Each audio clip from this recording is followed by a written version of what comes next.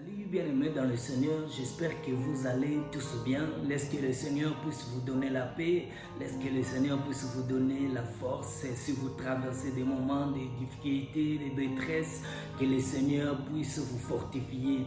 Bien-aimés, aujourd'hui j'aimerais parler avec vous sur les ministères. Je vais parler sur les ministères. Je vais savoir avec vous au travers de cette vidéo si aujourd'hui quelqu'un peut se considérer comme ministre de Dieu. Sachez que, bien aimé, qu'il y a beaucoup de personnes qui se disent aujourd'hui ministres de Dieu. Il y en a qui se disent qu'ils sont des pasteurs. Il y en a qui se disent qu'ils sont des apôtres, des prophètes, des évangélistes, des docteurs.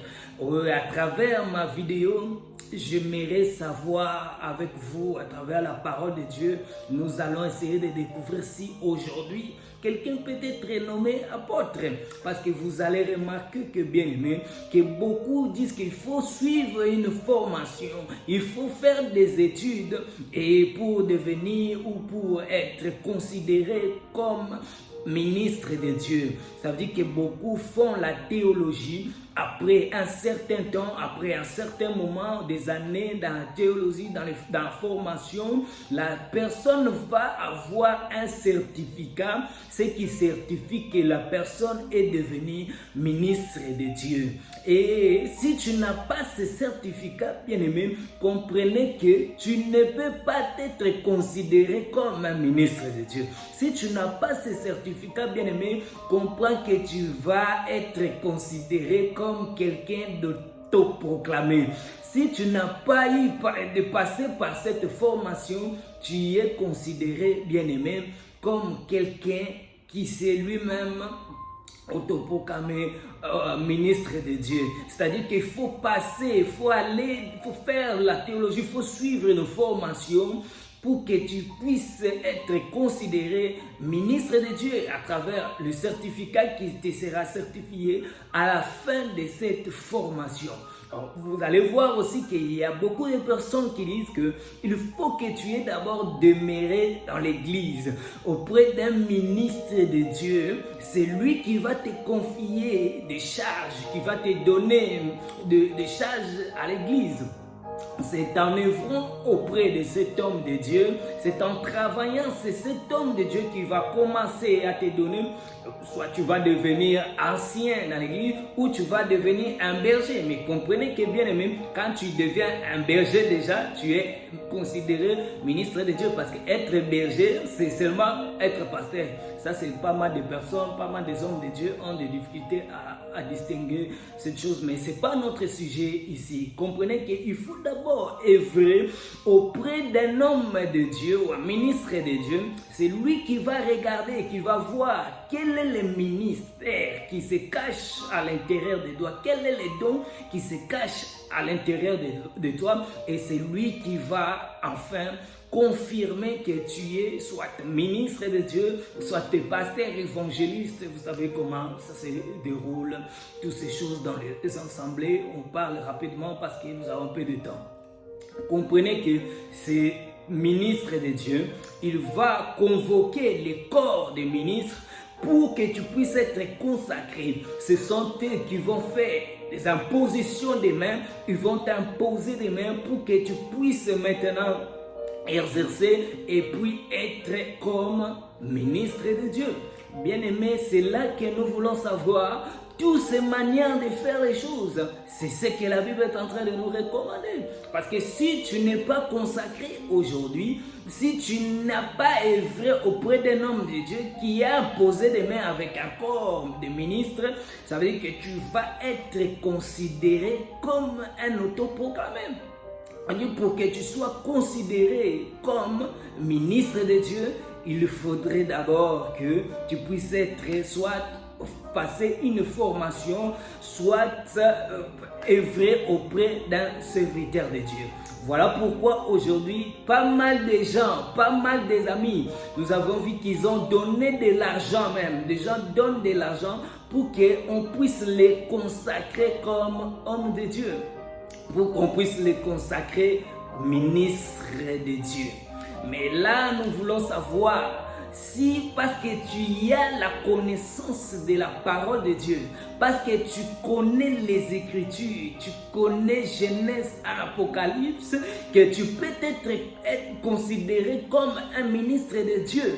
C'est ça la question, parce que tu sais manier l'épée et que tu dois être considéré comme un ministre de Dieu, parce que tu as l'art de communiquer, tu sais parler, tu as l'éloquence de parler, tu sais convaincre des gens. Est-ce que c'est pour cela que tu dois être considéré comme un ministre de Dieu, bien-aimé?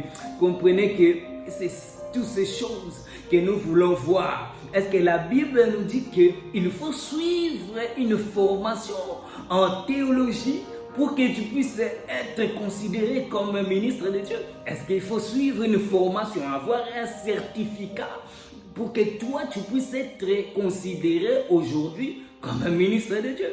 Est-ce qu'il faudrait œuvrer, demeurer auprès d'un ministre qui fait de toi et qui impose les mains sur toi, qui fera de toi un ministre de Dieu? C'est ce que nous voulons voir au travers de cette vidéo, bien-aimé. Comprenez qu'aujourd'hui, frère, tu ne peux pas mentir quelqu'un, parce que toute chose, la base de toute chose, bien-aimé, comprenez que c'est la parole de Dieu.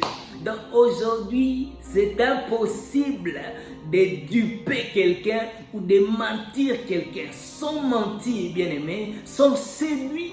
Ce sont ceux-là qui n'ont pas la connaissance de ces choses. Sans celui, frère, c'est ceux-là qui ne donnent pas, qui se donnent pas l'effort de vérifier ces choses. Ce sont ces personnes-là qui sont séduits, qui sont trompés. Mais celui qui est vigilant, frère, celui qui est vigilant, comprenez que, frère, ça devient difficile de tromper une telle personne. Vous voyez? Parce que comprenez que, frère, pour que quelqu'un puisse être nommé ministre, aujourd'hui les gens se basent au travers de la parole de Dieu. C'est pour cela que, bien aimé, nous allons prendre les versets que ces gens-là prennent pour confirmer leur ministère, pour défendre leur ministère, pour nous montrer qu'ils sont des ministres de Dieu. C'est ici l'évangile éternel, frère. Comprenez que les gens se sont éloignés de la simplicité de ces choses. Les gens veulent compliquer les choses de Dieu. Tout cela dans le but de séduire, de tromper le peuple de Dieu. Mais comprenez que l'Éternel suscite aussi ses serviteurs pour divulguer ces choses. Vous voyez? Pour dénoncer ces manières de faire des choses qui n'est pas du tout dans la Bible. Frère, rapidement, parce que nous courons avec le temps, nous allons prendre nos Bibles dans le livre d'Éphésiens chapitre 4. Si tu as ta Bible, tu peux prendre avec moi pour vérifier ce que nous sommes en train d'enseigner, bien-aimés. Prenons vite fait la Bible, Éphésiens chapitre 4. On va commencer à partir du verset 7. On va commencer à partir du verset 7. Si tu as ta Bible à la maison, tu peux lire ou voir ces choses que nous sommes en train de vous présenter, bien-aimés. Comprenez, la Bible nous dit, Éphésiens chapitre 4, verset 7. Mais à chacun de nous, la grâce a été donnée selon les mesures du don du Christ. C'est pourquoi il est dit, il est monté dans les hauteurs. Il a amené des captifs. Vous voyez? On nous dit qu'il est monté dans les hauteurs et il a ramené des captifs. La question que nous devons nous poser, comprenez que je vais lire jusqu'au bout, allons doucement. La personne, quand on parle, il est monté ou il est descendu, comprenez qu'on est en train de parler de Christ. On nous dit qu'il a amené des captifs, des prisonniers. Et il a fait des dons aux hommes. Or, qu'est-ce qui signifie qu'il est monté, sinon qu'il est aussi descendu dans les régions inférieures de la terre? C'est lui qui est descendu, c'est le même qui est monté au-dessous de tous les cieux, afin de remplir toutes choses. C'est lui qui a donné les uns comme apôtres, les autres comme prophètes, les autres comme évangélistes, les autres comme pasteurs et docteurs. Comprenez ici, il dit le verset 12, pour le perfectionnement des saints. C'est là en vue de l'œuvre, du service et de l'édification du corps de Christ, jusqu'à ce que nous soyons tous parvenus à l'unité de la foi et de la connaissance du Fils de Dieu, à l'état d'homme fait, à la mesure et à la stature de parfait du Christ. On peut s'arrêter là rapidement, parce que c'est ici, frère, que beaucoup de gens aujourd'hui se basent pour nous dire qu'ils sont des ministres de Dieu. Mais nous allons essayer de décortiquer ces chapitres, frère. Comprenez que, comme je commençais à dire, que celui qui est monté, qui est descendu, qu'on est en train de nous parler de Christ. Que Christ a délivré des prisonniers. Il a ramené des captifs. Et en ramenant, il a fait des dons aux hommes, frère. Vous voyez, ça veut dire qu'il a fait des dons aux hommes. La question que nous devons nous poser ici, bien-aimés, est-ce que Dieu a fait des dons à tous les hommes? C'est ici l'évangile éternel. Quand tu ne sais pas répondre au pourquoi et au comment de chaque chose, c'est que tu dois t'aider, frère. Comprenez qu'ici, on est en train de dire qu'il a fait des dons aux hommes. La question que nous nous posons ici, bien-aimés, est-ce qu'il a fait des dons à tous les hommes? Ces dons de Éphésiens, les 5 dons de ministère a été donné à tous les hommes. Oh, le frère Paul, bien-aimé, si vous allez dans le livre des Corinthiens, il va répondre parce que l'écriture doit s'interpréter elle-même. Paul va dire, tous sont-ils apôtres? Tous sont-ils prophètes? Tous sont-ils évangélistes? Tous sont-ils des ministres? Par là, la réponse, il le donne lui-même. Ça veut dire que tous ne sont pas des ministres de Dieu. Vous voyez? Ça veut dire que quand Dieu donne les dons, il ne l'a pas donné à tout le monde, frère. Les dons de ministère n'ont pas été donnés à tout le monde. Mais la question que nous devons nous poser ici dans la parole, qui sont ces gens-là qu'on a fait des dons?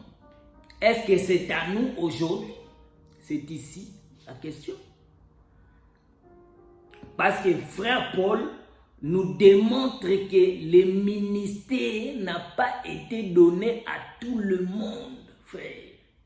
Ça a été donné seulement à une catégorie de personnes.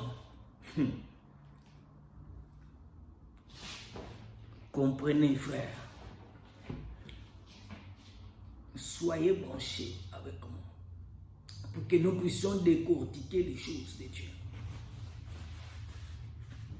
Comprenez que, bien aimé, le ministère a été donné pour un but. Nous aimons les choses de Dieu.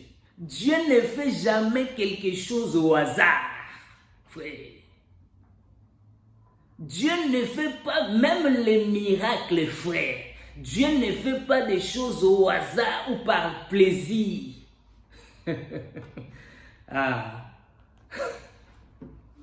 C'est que quand Dieu fait quelque chose, c'est pour un but. Dieu fait toute chose pour un but. Quand il lui donne les ministères, c'était pour un but. C'était pas pour rien. Quand vous descendez, parce que c'est ici que ça complique beaucoup de personnes. Parce que quand vous descendez, il dit que les ministères ou les dons de pasteurs, apôtres, prophètes, évangélistes et docteurs, ça a été donné pour le perfectionnement des saints, frères. Ça a été donné pour le perfectionnement des saints et de l'édification du corps du Christ. Vous voyez? C'est que le don que Dieu a donné, c'était pour un but, ce n'était pas pour rien. C'était pour l'édification et le perfectionnement du corps du Christ. Vous voyez? La question que nous nous posons ici, frère, c'est de savoir si les ministres d'aujourd'hui, ce sont eux qui amènent le perfectionnement et l'édification des saints. C'est ça que nous voulons savoir. Parce que quand vous lisez ici, vous allez comprendre que ce n'est pas les ministres d'aujourd'hui.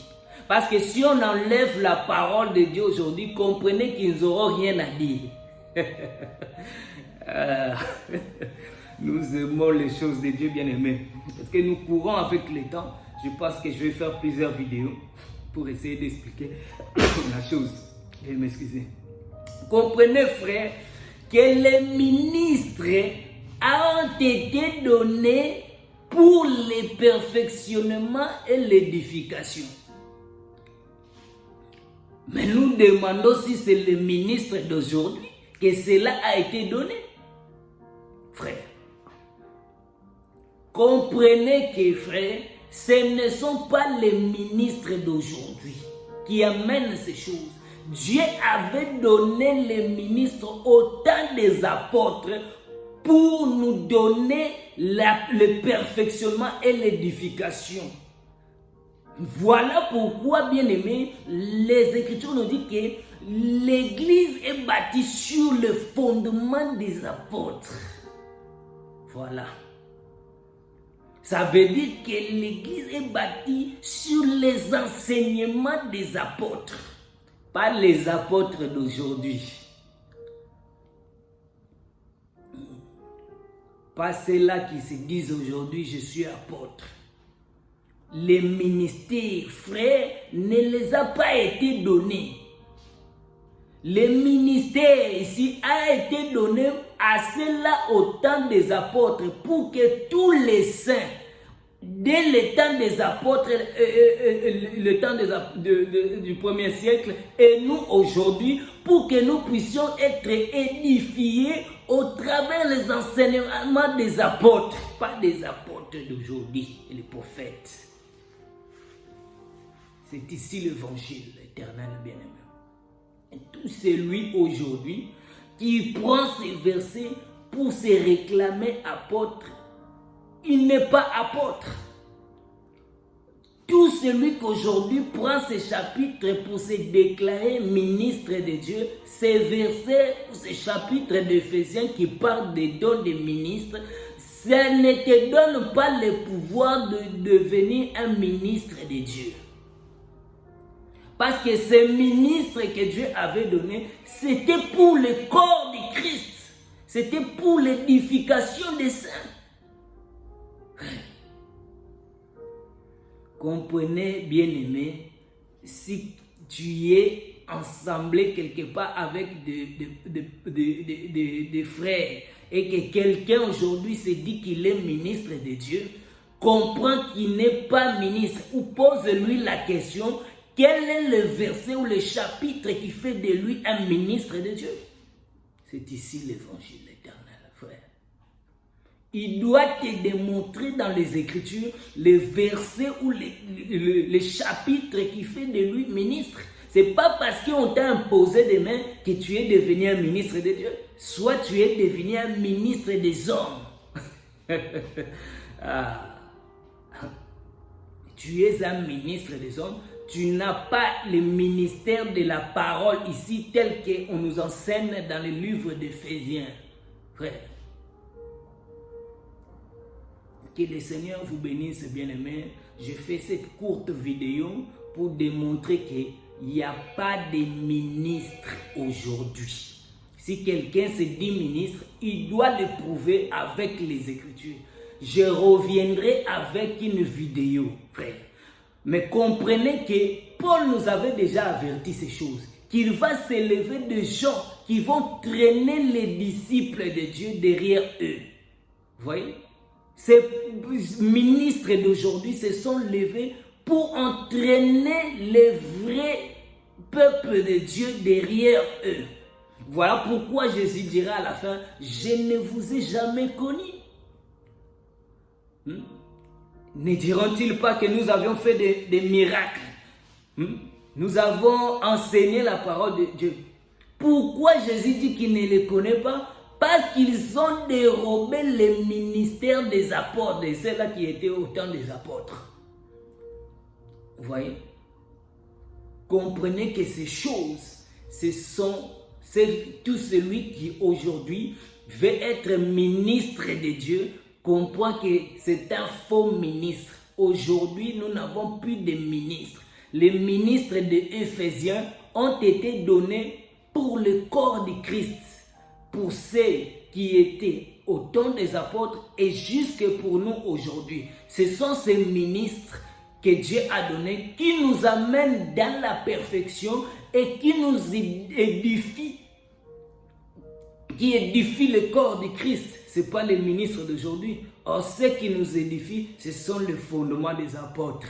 Ce sont les enseignements des apôtres qui nous édifient, nous tous, corps de Christ, jusqu'aujourd'hui. Quand quelqu'un se dit ministre, comprenez qu'il vient ramener d'autres fondements. Parce que les ministres qui nous ont été donnés, ce sont seulement ceux qui se trouvent dans la parole de Dieu. Que Dieu vous bénisse. Je reviendrai encore avec d'autres vidéos. Je fais cette courte vidéo pour que plusieurs puissent bénéficier de ces enseignements. Laisse que Dieu puisse vous bénir.